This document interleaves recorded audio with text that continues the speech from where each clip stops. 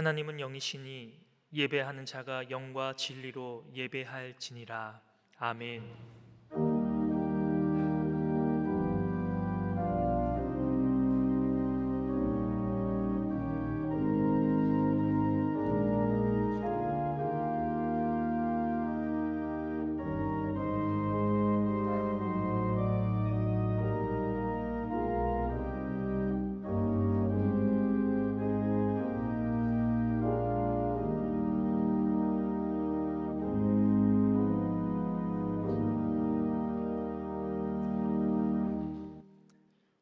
은혜와 사랑의 하나님 아버지, 감사합니다. 거룩하고 복된 주일 이곳에 저희를 불러주시고 하나님을 예배하게 하심을 감사드립니다. 우리가 드리는 이 예배가 영과 진리로 드리는 거룩하고 감사가 넘치는 예배되게 하시고 하나님만 영광 받으시는 예배되게 하여 주옵소서. 예수님의 이름으로 기도합니다. 아멘. 모두 일어나셔서 찬송가 1장으로 하나님께 영광 돌리겠습니다.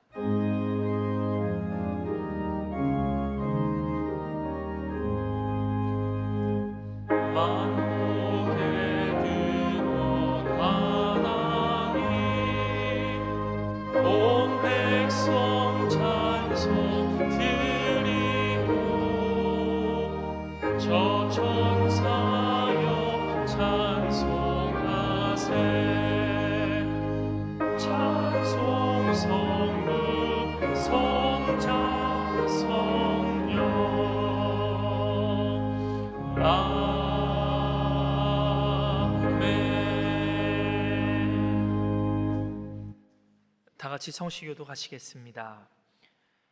여호와 내 하나님이여, 나를 생각하사 응답하시고 나의 눈을 밝히소서. 두렵건대 나의 원수가 이르기를 내가 그를 이겼다 할까 하오며,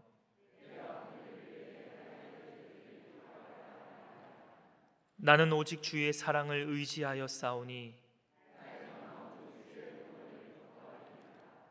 내가 여호와를 찬송하리니 이는 주께서 내게 은덕을 베푸심이로다. 아멘. 사도신경으로 우리의 신앙을 고백하시겠습니다. 나는 전능하신 아버지 하나님, 천지의 창조주를 믿습니다. 나는 그의 유일하신 아들 우리 주 예수 그리스도를 믿습니다. 그는 성령으로 잉태되어 동정녀 마리아에게서 나시고 본디오 빌라도에게 고난을 받아 십자가에 못 박혀 죽으시고 장사된 지 사흘 만에 죽은 자 가운데서 다시 살아나셨으며 하늘에 오르시어 전능하신 아버지 하나님 우편에 앉아 계시다가 거기로부터 살아있는 자와 죽은 자를 심판하러 오십니다. 나는 성령을 믿으며 거룩한 공교회와 성도의 교제와 죄를 용서받는 것과 몸의 부활과 영생을 믿습니다. 아멘. 찬송가 214장으로 하나님께 찬양 드리겠습니다.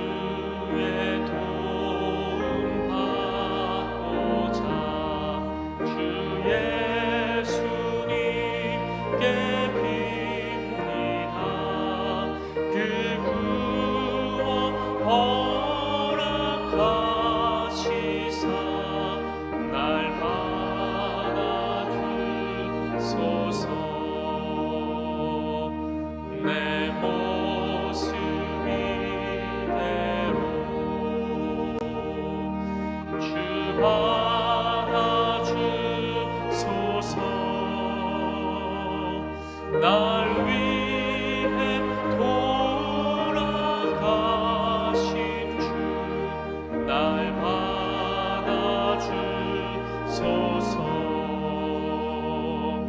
큰 죄에 빠져 영죽을 날 위해 피 흘렸으니 주 형상대로 빚으사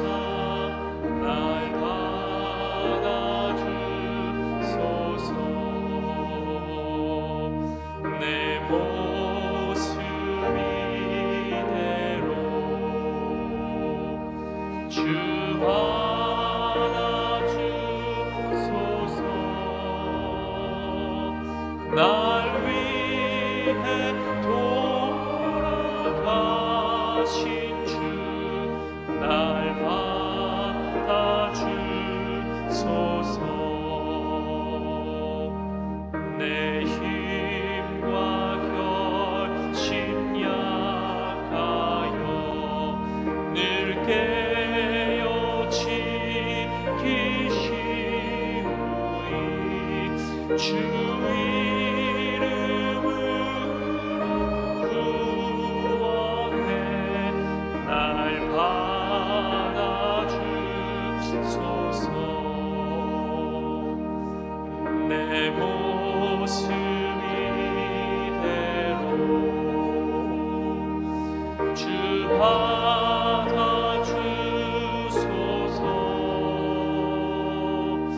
날 위해 돌아가신 주 날 받아주소서.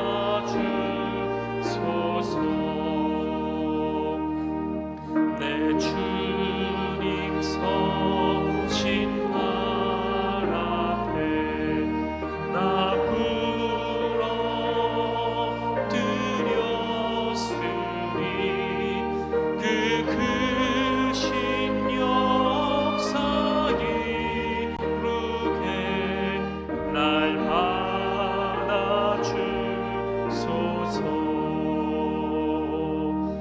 내 모습 이대로 주 받아주소서.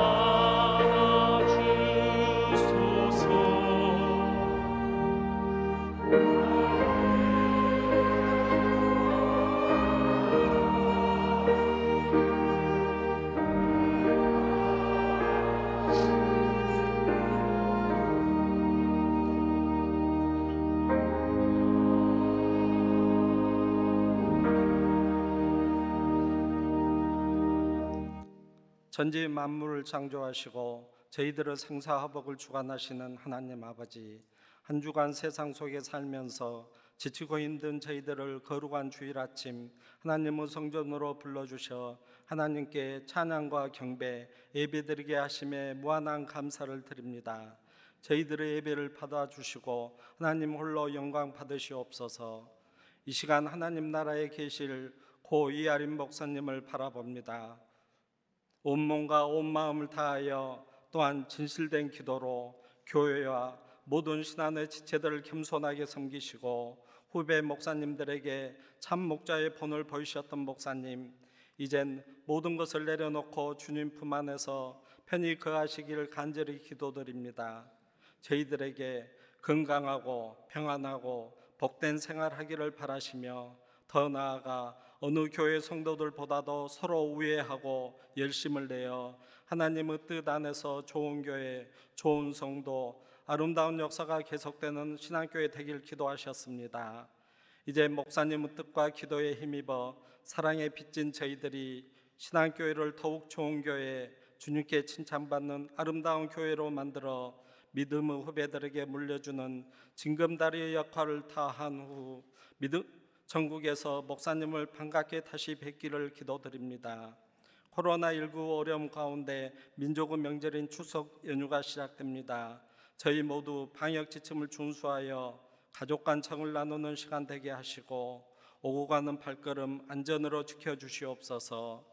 마음은 있으나 가족 곁으로 갈 수 없는 환우들과 군인, 방역 담당자, 사회적 약자, 노숙자, 이주 노동자들에게도 주님 뜻 안에서 쉼이 있는 추석 명절 되길 기도드립니다. 한 생명을 귀히 여기시는 하나님 아버지, 교회 등록 후 거듭남을 위해 세례 공부 중인 새 교우들이 있습니다. 그들이 신앙교회로 인도하시고 배후에서 역사하시는 하나님을 의지하여 하나님을 나의 주 나의 하나님으로 고백하는 시간 되기를 간절히 기도드립니다. 단에 세우신 정중 목사님 영육간 강건함을 주시고 많은 양들을 주님 앞으로 인도하는 능력의 목자, 선한 목자로 인도해 주실 것을 믿고 감사드립니다. 이 시간 가을이라 결실에 연연하지 마세요란 주제로 하나님 말씀이 선포될 때 우리 모두 아멘으로 하다바여 한 주간 살아가는 영의 양식이 되게 하시고 그 말씀대로 살아 하나님의 선한 영향력을 이웃에 전하는 전도자의 삶을 살아가게 하시옵소서.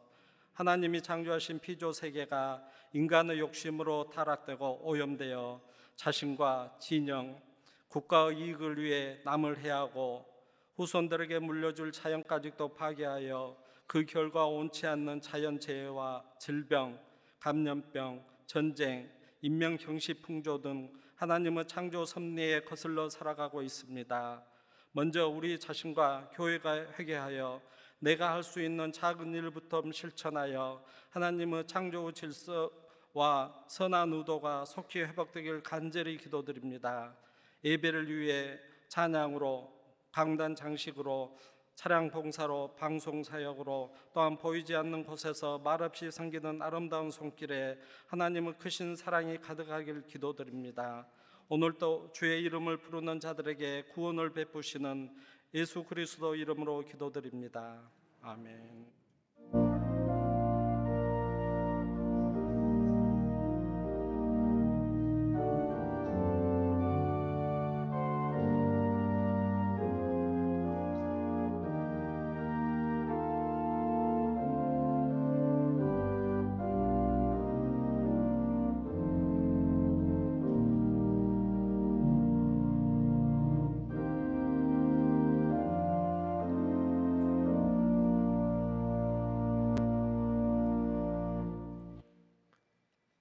오늘 우리에게 주시는 하나님의 말씀은 누가복음 15장 19절에서부터 24절까지의 말씀입니다.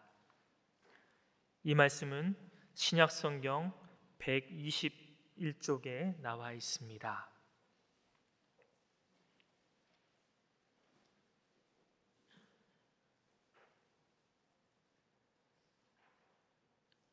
하나님의 말씀을 봉독합니다. 지금부터는 아버지의 아들이라 일컬음을 감당하지 못하겠나이다. 나를 품꾼의 하나로 보소서 하리라 하고 이에 일어나서 아버지께로 돌아가니라. 아직도 거리가 먼데 아버지가 그를 보고 측은히 여겨 달려가 목을 안고 입을 맞추니 아들이 이르되 아버지 내가 하늘과 아버지께 죄를 지었사오니 지금부터는 아버지의 아들이라 일컬음을 감당하지 못하겠나이다 하나 아버지는 종들에게 이르되 제일 좋은 옷을 내어다가 입히고 손에 가락지를 끼우고 발에 신을 신기라. 그리고 살찐 송아지를 끌어다가 잡으라. 우리가 먹고 즐기자. 이내 아들은 죽었다가 다시 살아났으며 내가 잃었다가 다시 얻었노라 하니 그들이 즐거워하더라. 아멘. 하나님께서 이 말씀을 통하여 우리에게 은혜 주시기를 원합니다.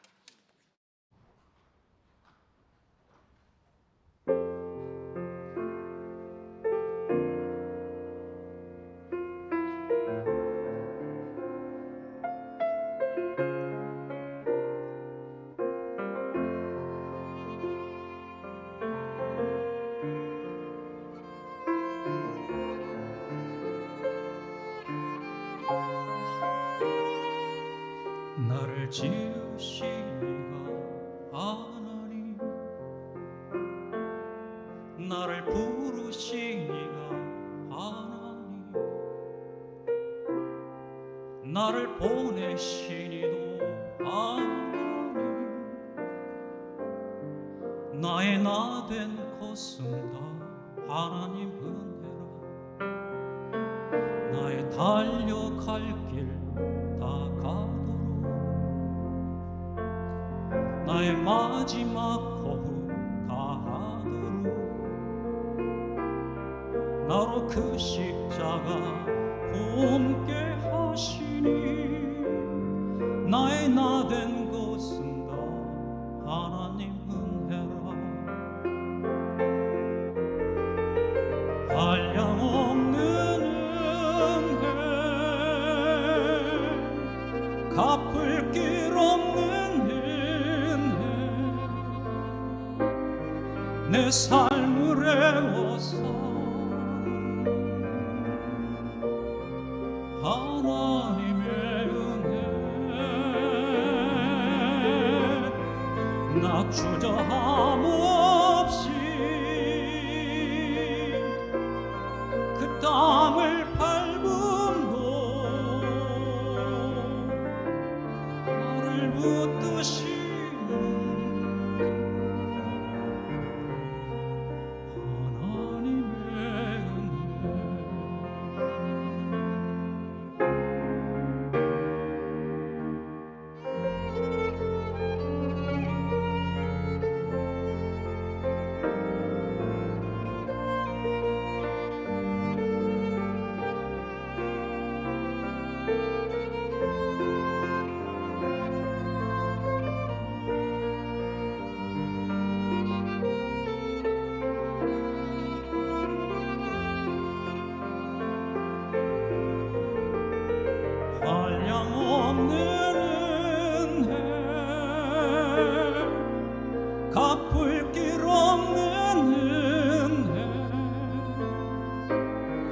내 삶을 애워싸는 하나님의 은혜 나 주저함 없이 그 땅을 밟음도 나를 붙드시는 하나님의 은혜 한량없는 은혜 갚을 길 없는 은혜 내 삶을 애워싸는 하나님의 은혜 나 주저함 없이 그 땅을 밟음도 나를 붙드시는 하나님의 은혜 나를 붙드시는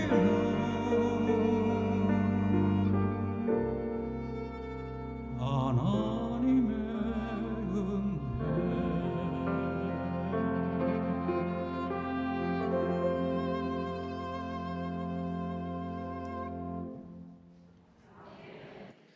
아멘. 감사합니다. 잠깐 기도하겠습니다. 하나님의 은혜 붙들고 하나님 앞에 나와왔습니다.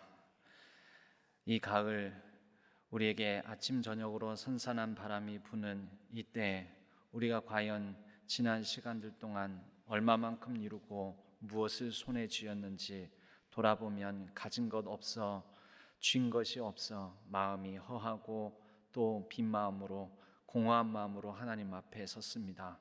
우리를 채우시고 소망 가운데 다시 위로와 격려를 주실 분은 하나님이심을 믿사오니 이 시간 말씀으로 채워주시고 우리를 소생시켜 주옵소서. 성령 하나님께서 말씀 가운데 우리 가운데 역사하여 주시고 온전히 우리의 마음과 귀를 열어 하나님의 음성을 듣는 귀한 시간 되게 하여 주옵소서. 의지하옵고 우리 주 예수 그리스도의 이름으로 간절히 기도하옵나이다. 아멘. 오늘 우리가 함께 나눌 본문은 탕자의 비유, 잃어버린 아들의 비유라고 우리에게 익숙하게 알려져 있는 본문입니다. 잠깐 우리 이 말씀을 익숙하지만 다시 한번 살펴보면 우리가 잘 알다시피 이 아들이 아직 아버지가 살아생전에 자신에게 줄 유산을 나누어 달라 그렇게 아버지에게 간청합니다. 유대인 전통에 살아생전에 아버지로부터 재산을 달라 하는 것은 곧 아버지를 죽이는 행위나 다름없습니다. 죽어야지만 받는 재산을 살아생전에 달라 하는 것이 아버지를 죽은 것으로 치는 셈이기 때문입니다. 그런 불효막심한 아들이 결국 재산을 받아 이방 땅 아버지 집을 떠나 이방 땅에 가서 탕진하고 완전히 다 소진한 이후에 그리고 거지가 되어서 이제 내가 여기에서 이렇게 굶주려 죽는구나 이렇게 살 것이 아니라 아버지 집에는 품꾼이라도 지금 내 신세보단 나을 것인즉 아버지 집으로 돌아가야 되겠다라고 결심을 하게 되는 부분이 오늘 읽은 본문의 말씀입니다. 19절에 보면 지금부터는 아버지의 아들이라 일컬음을 감당하지 못하겠나이다. 나를 품꾼의 하나로 보소서 하리라 하고 그런 마음으로 아버지께로 아버지 집으로 돌아가야 되겠다 이런 마음을 품습니다. 그리고 일어나서 20절 말씀이에요. 아버지께로 돌아가는데 아버지는 이 아들을 오늘만이 아니라 어제도 그제도 계속해서 항상 이 아들을 기다렸던지라 저 멀리서 아들 형상만 보여도 아직 거리가 먼데 그 아들을 향하여 보고 측은히 여기며 달려가서 안고 입을 맞추며 그 아들을 품어줍니다. 그런 아버지를 향해 아들은 부끄러움에 그리고 스스로의 행색이 너무나 비참한 가운데 있었기에 아버지에게 차마 나를 아들이라 여겨달라 말하지 못하고, 아버지, 나는 감히 아버지의 아들이라 일컬음을 감당하지 못하겠습니다. 내가 너무나 큰 죄를 지었습니다. 그래서 이 아들의 이 반응을 보면 굉장히 상식적인 것 같아 보이지만, 또 이보다 이 상식적인 아들의 반응을 넘어서는 초상식적인 아버지의 반응, 아버지의 모습을 우리는 이 본문에서 또 확인해 보게 됩니다. 오히려 아버지는 상식적인 반응, 아버지의 아들이라 일컬음을 받지 못하겠습니다. 내가 아버지께, 하늘과 아버지께 죄를 지었습니다. 여러분, 그럴만하죠. 나쁜 놈이잖아요. 아버지 살아생전에 재산을 갈라달라고 하고, 그것을 또 잘 남겨서 돌아오는 것도 아니고 다 탕진해버리고 거지 행색 몰골이 되어 돌아왔으니 아들의 반응은 매우 상식적입니다. 하지만 이런 아들을 대하는 아버지의 모습은 그 상식적인 아들을 뛰어넘어 초상식적으로 이 아들을 품어줍니다. 제일 좋은 옷을 내어다가 입히고 손에는 가락지를 다시 끼워주고, 이것은 이 아들의 신분을 회복시켜 주는 이야기인 것이지요. 다 벗겨진 발에는, 신이 벗겨진 발에는 신을 신기고, 그리고 송아지를 끌어다가 잡고 우리가 먹고 즐기자 하면서 내가 죽었던 아들이 다시 살아났고 잃었던 아들을 다시 되찾았다. 그러므로 우리가 즐기고 마땅히 함께 기뻐하는 것이 당연하지 않겠느냐. 이 아버지의 이 모습은 굉장히 비상식이 아니라 초상식적입니다. 렘브란트는 이 탕자의 비유 부분을 누구보다도 잘 묘사하고 그림으로 남긴 화가이기도 한데요, 우리가 그림을 잠깐 보면서 이 장면을 다시 한번 떠올려 보았으면 합니다. 렘브란트의 탕자의 귀한 또는 탕자의 비유라는 제목의 그림은 전체 그림은 이와 같습니다. 그런데 이 그림에 나오는 오늘 이 본문을 중심으로 보면 저희가 읽은 본문은 아버지와 아들 사이의 이야기이기 때문에 그 부분만을 잘라서 이렇게 보도록 하겠습니다. 아버지와 아들, 이 장면을 가만히 유심히 보면 위에서부터 아래로 우리의 시선을 달리하며 몇 가지 특징적인 모습을 살펴볼 수가 있을 텐데요, 먼저 좀 더 확대하여 위에서부터 살펴보면요, 아버지의 얼굴, 아버지의 표정입니다. 아버지의 얼굴은 완전히 늙고 또 눈은 거의 감기우다시피 하였지만, 그러나 그 얼굴에는 한없이 아들을 어제나 오늘이나 언제쯤이나 돌아올까 하면서 기다리고 있었던 아버지의 그 절절한 마음이 이 얼굴 표정에 다 담겨 있습니다. 그런데 또 한편으로 보면 이 얼굴 표정에는 그대로 상황과 그리고 복장만 달리하고 이 얼굴 표정 그대로를 십자가에 옮겨다 놓으면 십자가에 달려 죽으시기까지 물과 피를 쏟으시며 우리를 위해 모든 고통을 감당하셨던 예수 그리스도의 얼굴 표정과도 어쩌면 흡사하고, 그대로 십자가만 뒷배경으로 삼으면 그대로 써도 될 표정입니다. 아버지의 표정은 곧 예수 그리스도 하나님의 아들, 우리 주 예수 그리스도께서 십자가에 달려 죽으시기까지 우리를 향한 사랑을 보여주셨던 그 희생과 헌신적인 표정을 우리는 이 위에서부터 시선 좀 더 확대해서 살펴볼 수가 있습니다. 그 아래로 시선을 옮겨보면요, 그런 아버지가 그러한 희생과 헌신, 자신의 마음을 완전히 내어 허비함으로 초상식적으로 아들을 감싸주고 안아주는 그 양손, 양팔을 볼 수가 있는데요, 렘브란트의 그림에서는 이 두 손이 굉장히 한 사람의 손이라고 하기에는 왼손과 오른손이 전혀 다른 사람의 손처럼 표현되어 있습니다. 먼저 오른손을 보면 굉장히 부드럽습니다. 왼손 거칠고 남성적인 손에 비하자면 오른손은 부드럽고 연약하며 어머니의 손과 같이 여성적인 손으로 표현되어 있습니다. 이것은 아들을 품을 때 자비롭고 은혜로운 어머니와 같은 마음으로 한 손으로는 아들을 감싸주며 그 아들을 위하여 헌신하고 희생하고 억척스럽게 일하는 거친 노동까지도 감당하는 아버지의 왼손을 통하여 어머니의 마음과 아버지의 마음으로 아들을 품어준다라는 것을 이 렘브란트의 그림은 보여줍니다. 거기에 살포시 기댄 아들은 머리를 다 깎고 있죠. 이것은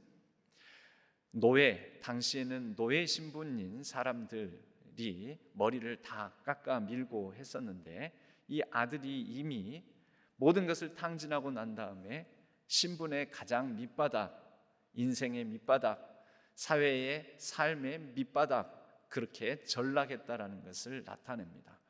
그런 아버지의 품에 살포시 기대고 있는 아들의 모습, 그 아래로 시선을 다시 내려보면 이 아들이 신고 있는 신발, 벗겨지다 못해 헤어지다 못해 한쪽 신발은 어디로 온데간데 없이 사라져버리고 완전히 거지와 같은 행생 몰골임을 나타내는 그런 거친 발과 그리고 벗겨지다 못해 헤어지다 못해 한 절반쯤 벗겨져 버린 신발, 그쪽 발을 또한 보여줍니다.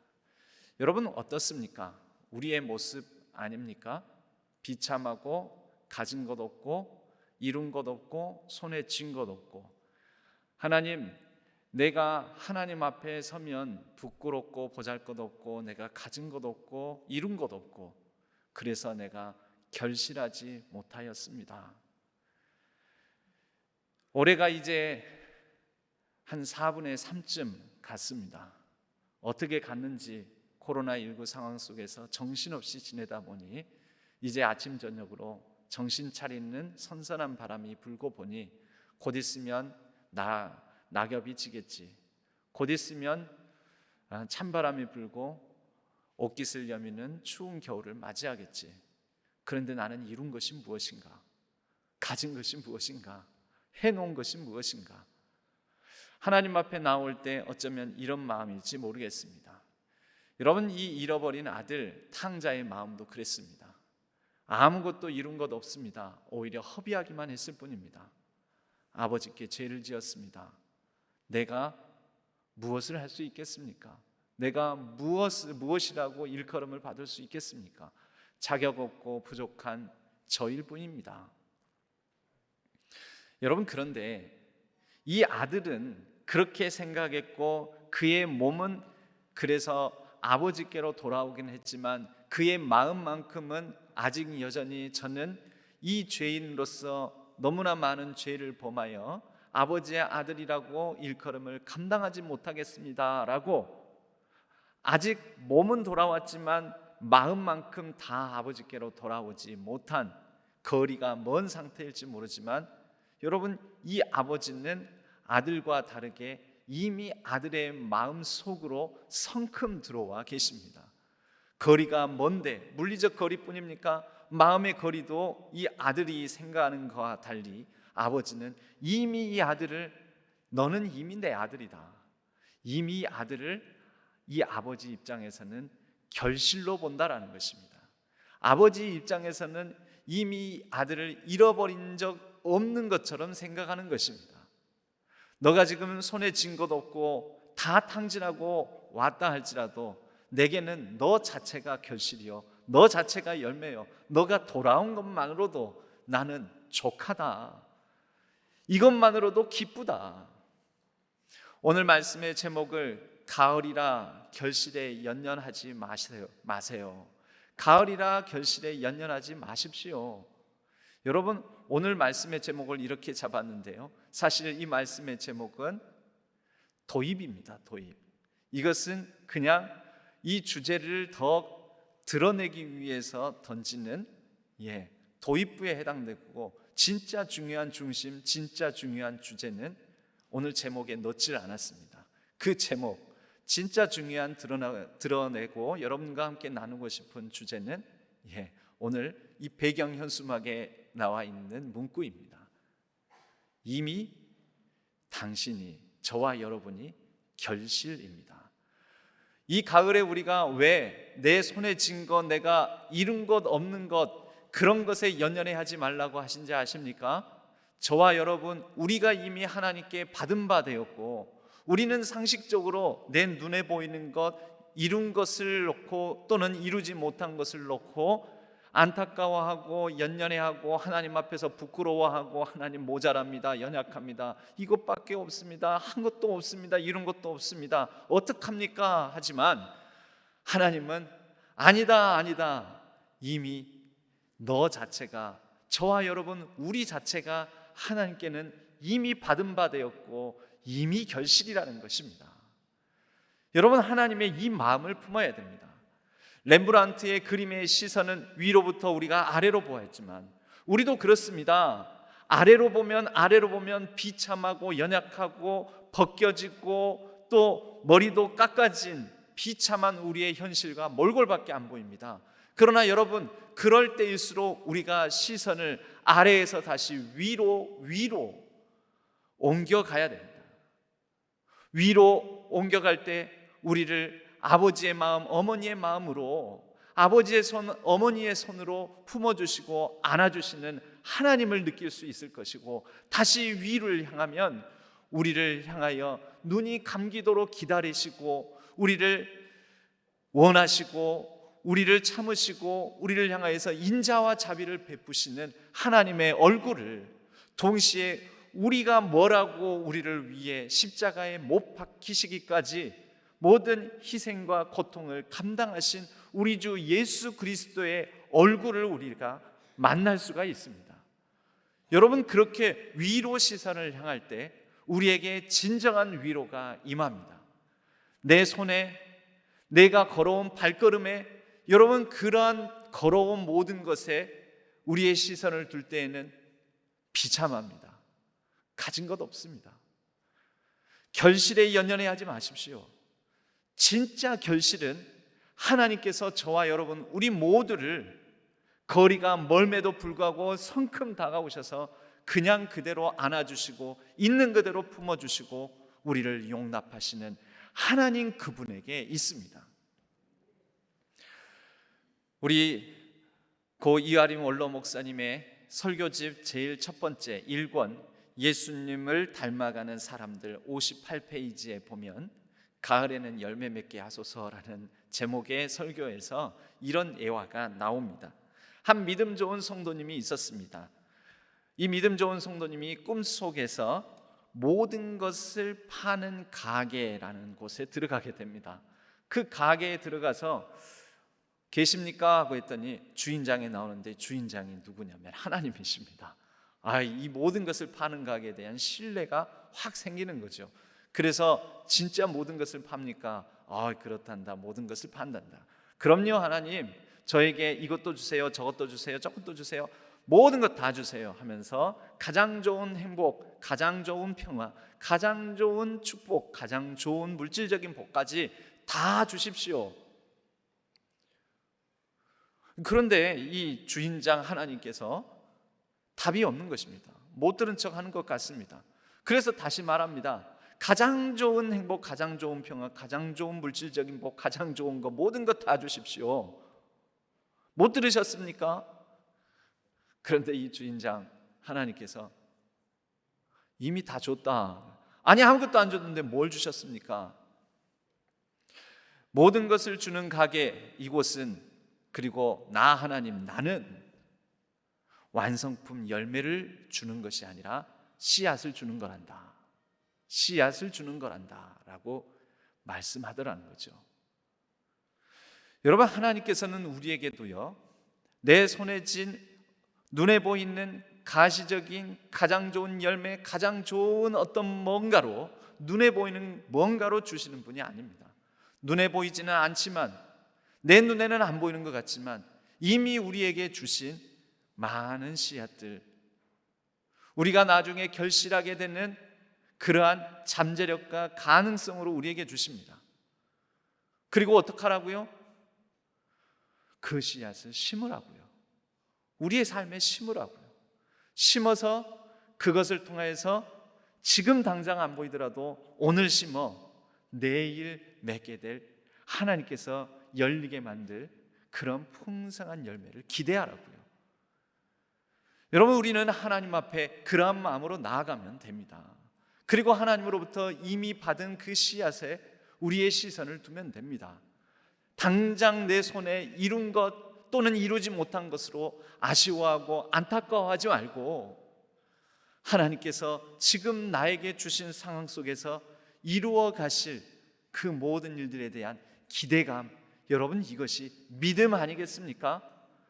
지금 나는 때때로는 세상을 살다 보면, 시간이 흘러가다 보면 봄, 여름, 이제 가을, 이렇게 시간이 흘러오다 보면 우리의 마음은 세상적 시각과 편견과 여러 가지 삶의 고통과 연약함 속에서 깎이다 보면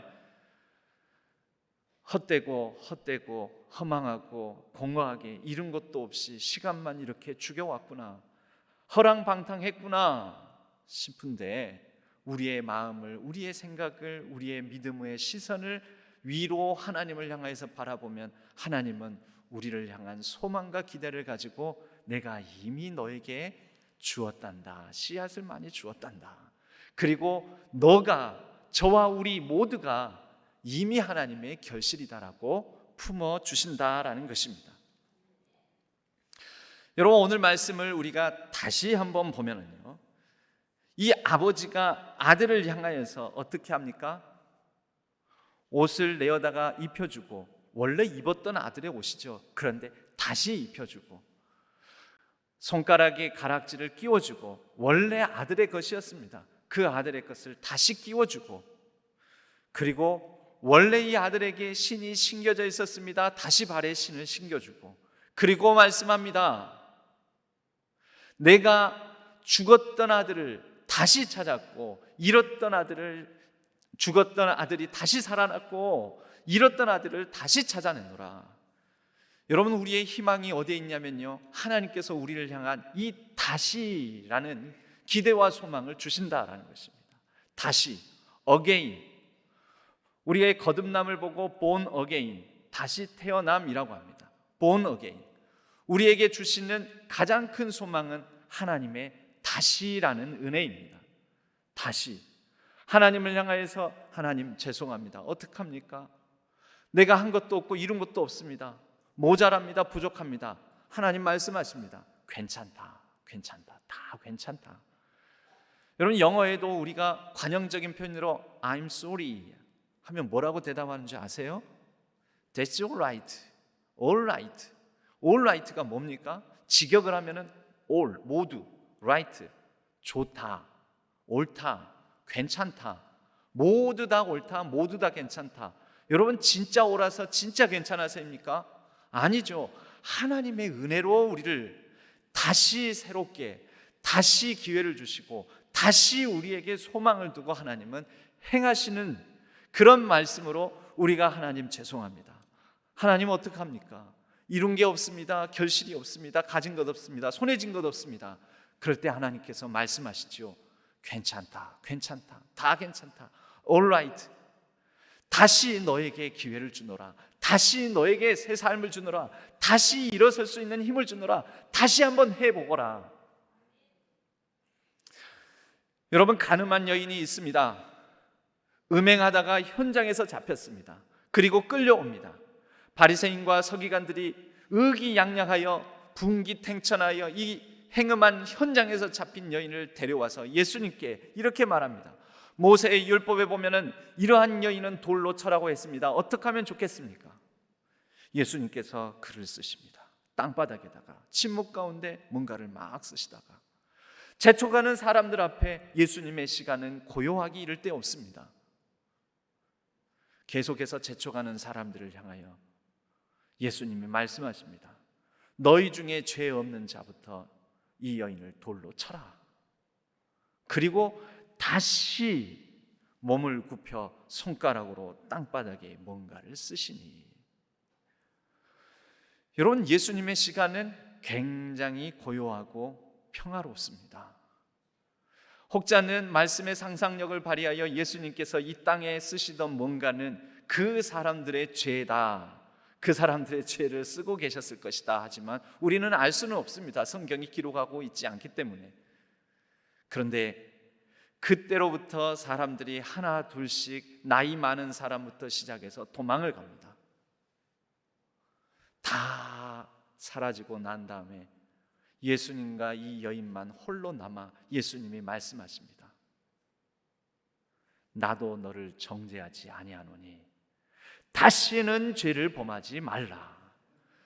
여러분, 무엇입니까? 다시는 죄를 범하지 말라 하시면서 다시 alright, 괜찮다, 다 괜찮다, 그래 말씀하시면서 그녀에게 다시 한 번의 삶, 다시의 기회를 주시지 않습니까? 여러분, 우리에게도 하나님께서 다시의 기회를 주시는 것입니다.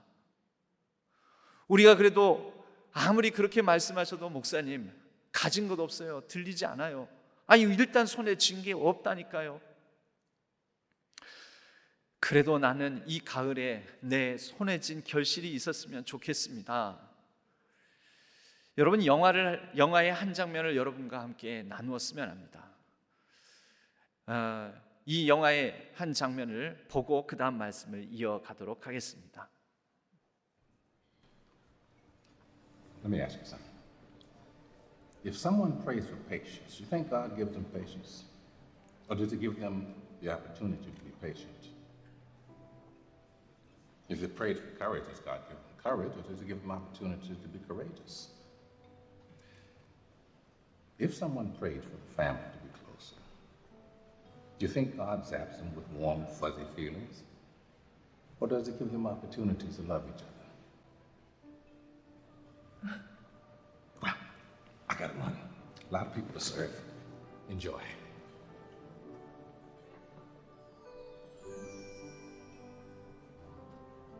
I guess this comes as no surprise to those who were 이 영화의 제목은 에반 올마이티라는, 한 10여 년 됐을까요? 이 영화가 나온 지 꽤 오래된 영화입니다.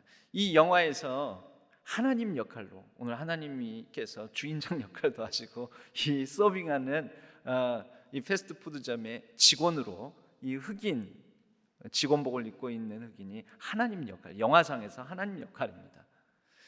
사실 이 여인은 남편과 이혼할 생각입니다. 남편이 뭔가 하나님의 영감을 받았다고 자신이 뉴욕의 노아라고 하면서 방주를 짓는, 그러면서 이런 말도 안 되는 일을 하고 있으니까 이 여인이 남편과 대화가 안 돼서 이 남편과 이혼할 결심을 하고 이 패스트푸드점에 들렸는데, 그러는 중에 고민하고 있는 이 여인에게 이 직원 하나님께서 오셔서 대화를 청하는 장면인 것이죠. 이 여인은 여기 리필 좀 해주세요, 여기 있는 물과 이 음식을 채워주세요, 이렇게 부탁을 했는데 직원이 잠깐 와가지고 대화를 하는 중에 지금 나누는 얘기입니다. 여러분, 그 대화의 내용은 이해를 하셨습니까? Let me ask something 이러면서 질문 하나만 하지요. 여러분, 아니, 이 여인에게 하니까 여러분이 아니죠. 이 여인에게 이렇게 묻습니다. 만약에 하나님께 용기를 달라고 하면 하나님께서 그 사람의 마음속에 용기 100배 충만한 마음을 주시고 갑자기 용기가 철철 넘쳐나는 사람으로 뿅 하고 변화시키겠습니까? 아니면 그 사람이 용기를 발휘할 만한 상황과 기회를 주시겠습니까? 만약에 하나님께 인내를 달라고 하면 갑자기 그 사람이 나 참고 견딜 거야, 잘 인내할 거야 라는 인내심을 갑자기 뿅 하고 주실까요? 아니면 인내를 발휘할 수 있는 상황과 기회를 허락해 주실까요?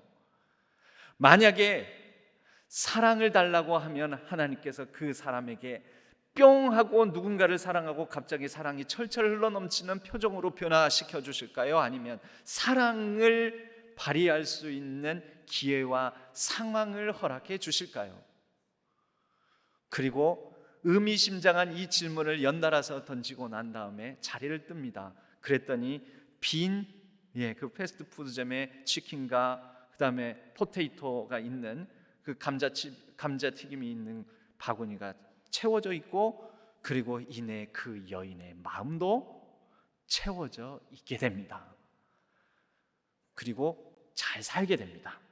이 영화의 내용은, 여러분, 하나님께서 우리에게 무엇을 주시느냐면, 씨앗을 파는 가게에서 하나님은 모든 것을 우리에게 허락해 주시는데, 눈에 보이는 완전한 열매로 다 이루어놓은 것으로 주시는 것이 아니라 기회와 상황으로 우리가 할 수 있는 그 기회와 상황 속에서 할 수 있는 능력을 주신다라는 것입니다.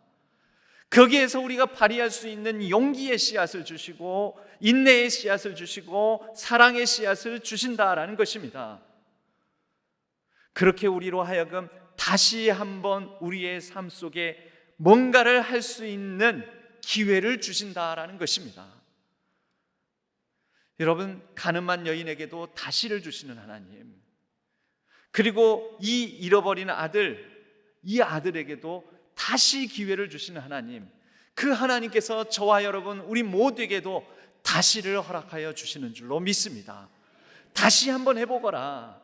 다시 내가 나에게 이미 너는 결실이요, 그것만으로도 족하지만 그러나 내가 너에게 모든 것을 주었으니, 모든 것을 할 수 있는 씨앗을 주었으니, 너가 원하고 바라고 기대하고 소망하는 거 내가 주었으니, 이제 그 상황 속으로 들어가, 가정 안에 들어가, 일상 속에 들어가, 삶의 현장 속에서 다시 한번 해보거라.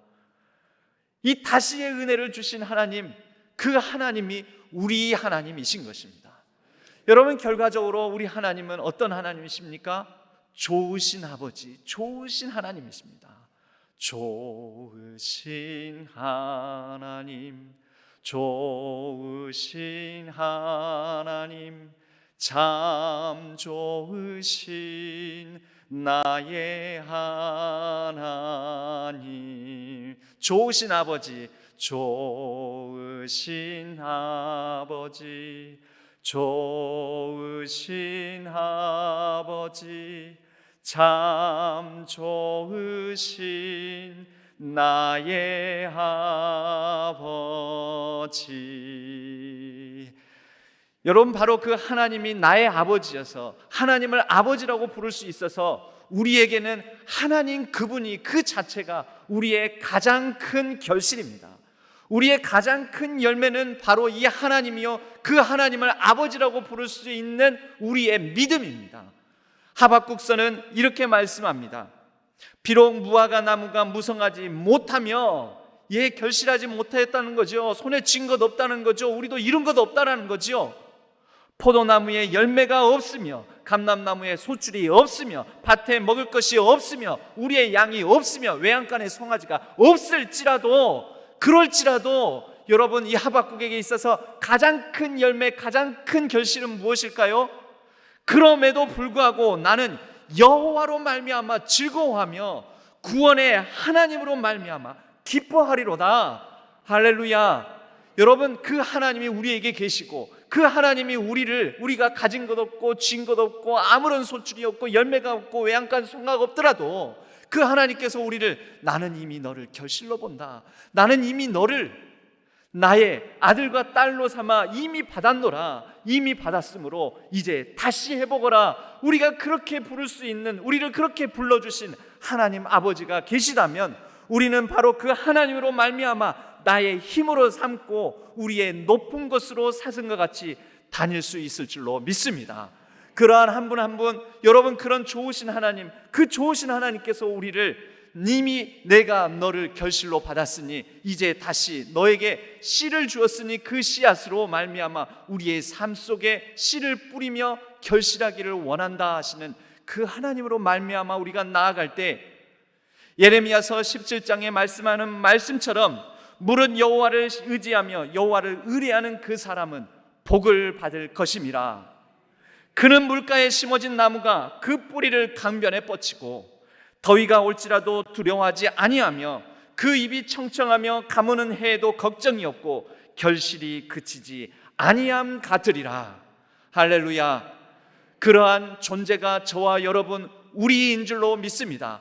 우리를 그렇게 불러주신 하나님, 여러분, 우리에게는 가진 것 아무것도 없어 보여서 나 한 사람에게는 오직 복숭아 하나의 복숭아 안에 있는 씨앗 하나, 그것에 불과할지 모르지만 여러분, 하나님께서는 우리에게 무엇을 보십니까?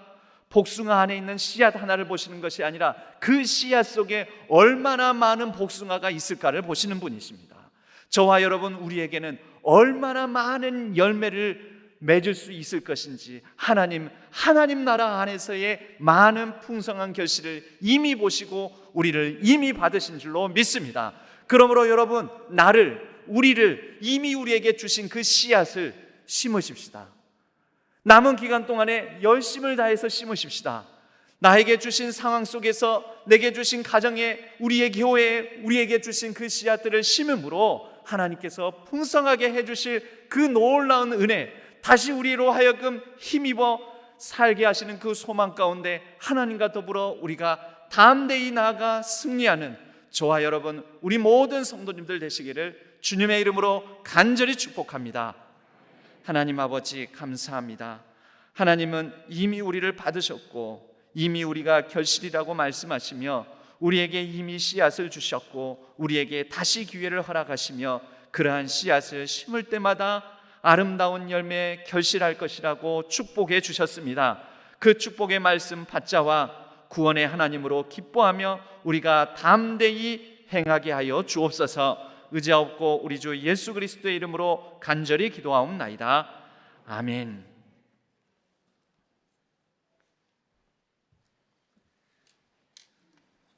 찬송가 429장 1절과 3절 같이 찬송드리겠습니다.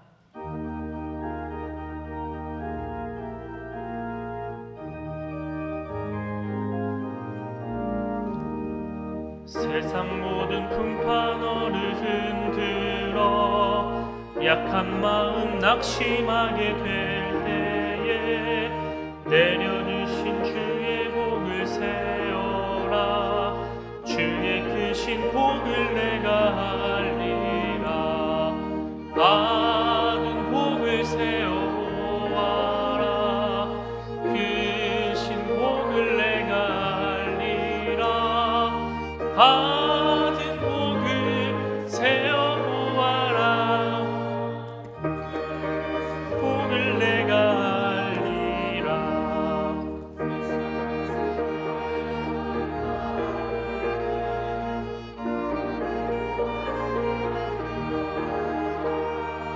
전사들이 너를 모하리니 염려 없이 앞만 보고 나가라. 받은 복을 세어 보아라. 크신 복을 내가 알리라. 받은 복을 세어 보아라. 주의 크신 복을 내가 알리라. 하나님 아버지, 우리에게 주신 은혜에 감사하며 주일 헌금으로 11조와 선교 비전 헌금으로 범사에 감사하며 장래에 감사하며 합격에 감사하며 모든 감사의 제목을 담아 하나님 앞에 이 예물을 드립니다. 하나님 기뻐 받으시고 우리의 감사의 제목들 위에 더 큰 감사와 풍성함으로 인도하여 주옵소서. 우리의 연약함 위에 하나님의 긍휼과 자비를 베풀어 주옵소서. 특별히 몸과 마음이 연약한 우리의 형제 자매들 성도님들을 기억하여 주시고 병상을 털고 일어날 수 있는 치유의 권능을 더하여 주옵소서. 코로나19로 말미암아 상하고 눌린 온 세계 열방과 이 나라의 민족 모든 국민들을 불쌍히 여겨주시고 하루속히 코로나의 먹구름이 거치게 하여 주시며 우리의 자유로운 일상이 회복되고 온전한 예배가 회복되게 하여 주옵소서. 수험생들 위해 은혜를 베풀어 주시고 또 취업 준비를 하고 있는 모든 분투하고 정진하는 모든 한 분 한 사람 한 사람에게 용기와 담대함을 더하여 주시고 아름다운 열매 거두게 하여 주옵소서. 모든 선교사님들의 사역 위에 기름 부어 주시고 안전을 책임져 주시오며 하나님께서 어떠한 상황 속에서도 선교 사역에 중단이 있지 않도록 도와 주옵소서. 미얀마와 아프가니스탄의 상황 가운데 간섭하여 주시고 폭력과 또 억압이 다스리는 그 땅에 하나님께서 참 자유와 평화가 온전히 깃들게 하여 주옵소서. 우리의 일상을 지켜주시고 이 나라의 민족 한반도의 평화를 더하여 주시오며 또 훌륭한 지도자, 지혜로운 지도자, 공의와 정의를 행할 수 있는 지도자가 국민들의 선택을 통하여 잘 선출되게 하여 주옵소서. 매일매일 우리와 동행하시고 함께 해주실 하나님을 기대하며 우리 주 예수 그리스도의 이름으로 간절히 축복하고 기도하옵나이다. 아멘. 오늘 저희 교회에 새로 등록하신 교우가 있으십니다. 신성화 성도님 어디 계십니까? 잠깐 자리에 계시면, 예, 저기에 계십니다. 박수로 환영하도록 하겠습니다. 예배 후에 새가족 부실에서 잠깐 뵙도록 하겠습니다. 오늘 교회 소식을 잠깐 보겠습니다. 추석 가정 예배 순서지를 여러분들에게 교부해 드립니다. 참고하시고 가족과 함께 감사가 있는 명절 되시기를 바랍니다. 가정 예배 녹화 영상을 오늘 저녁에 게시해 올리도록 하겠습니다. 참고하시기 바랍니다. 추수감사절을 그동안 11월 셋째 주일에 보통 지키곤 했었는데 저희가 당의 결정을 통해서 너무 늦고 이미 다 추수도 끝나고 겨울철에 추수감사절을 보내는 것보다 좀 일찍 하는 게 좋겠다 해서 10월 마지막 주일로 지키기로 했습니다. 그때까지 약 40일의 기간 동안에 감사 노트를 이렇게 만들어서 배부해 드립니다. 그때까지 매일매일의 감사의 제목들을 여러분들이 이곳에 말씀과 함께 묵상하면서 쓰시면서 우리가 더 큰 풍성한 감사를 추수감사 주일에 하나님 앞에 우리의 마음을 준비하여 드릴 수 있으면 좋겠습니다. 미사용 중고 스마트폰을 수집하고 있습니다. 자세한 사항은 주보를 참조해 주시기 바라고, 또 우리 고 이화림 원로 목사님의 장례 모든 절차에 같이 해주신 성도님들 감사를 드립니다.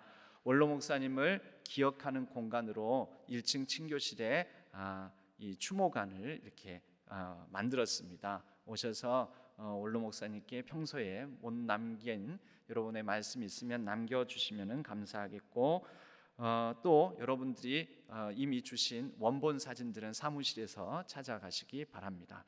오늘 유가족을 대표해서 우리 이은나 큰따님 되시는 이은나 권사님께서 잠깐 유가족을 대표해서 그동안 장래에 마음과 또 정성을 다해 주신 성도님들에게 감사의 인사를 전하겠습니다. 조금 더 올라오셔서, 가운데 올라오셔서.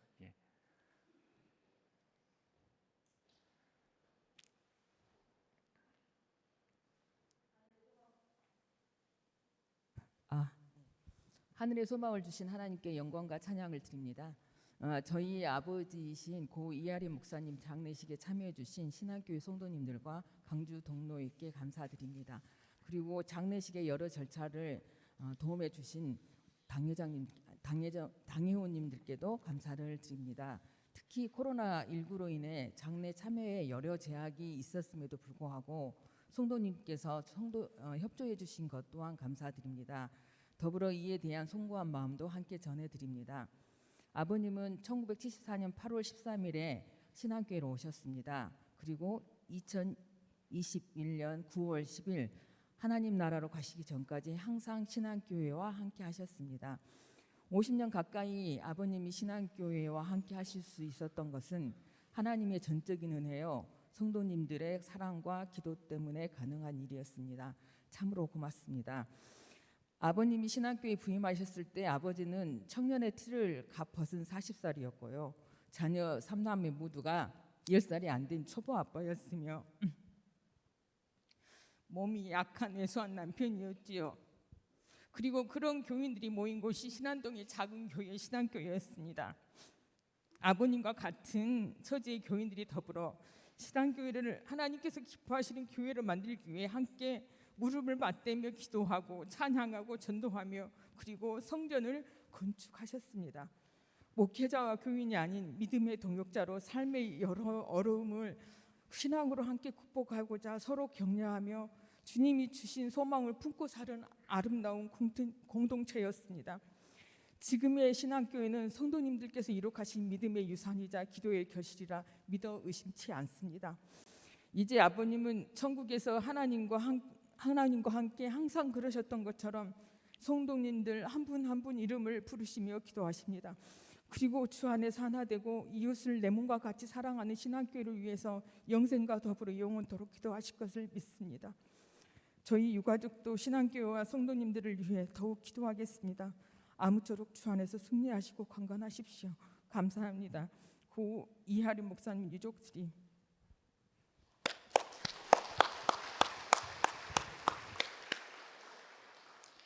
네, 감사합니다.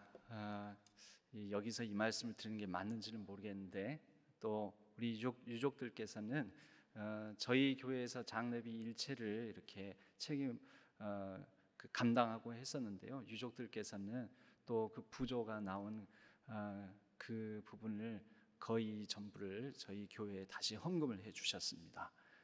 그래서 감사드리고 또 우리가 믿음 안에서 그리스도 예수 안에서 이렇게 하나님 품에 안겨 계신 고 이하림 목사님과 또 이 땅에 남은 유족들 또 우리 모든 성도님들 그리스도 예수 안에서 믿음 안에서 앞으로도 좋은 소식이 오가며 좋은 교제 나눌 수 있기를 간절히 소망합니다. 우리 옆에 분들과 이렇게 한번 인사하겠습니다. 이미 당신이 결실입니다 하고 인사하겠습니다. 예. 우리 모두 자리에서 일어나시겠습니다. 주기도문송과 축도로 예배를 마치겠습니다.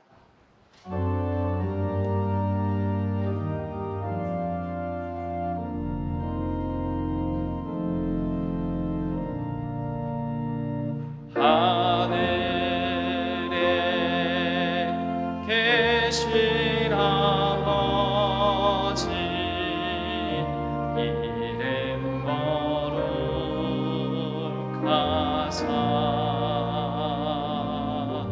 주님 나라 임하시고 뜻이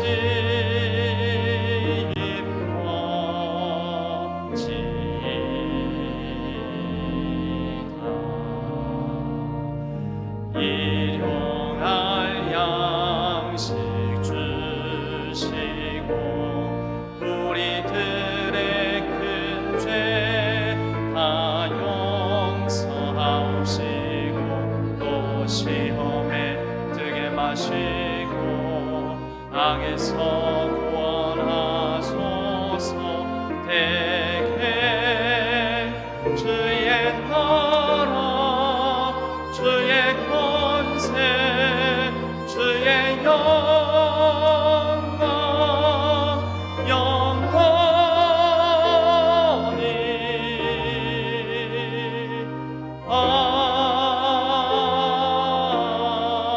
아멘.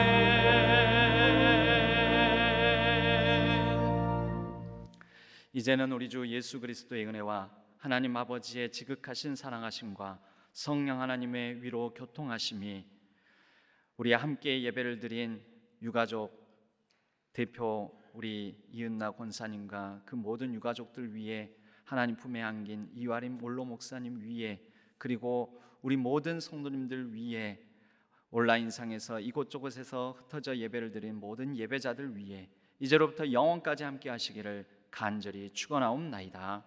아멘.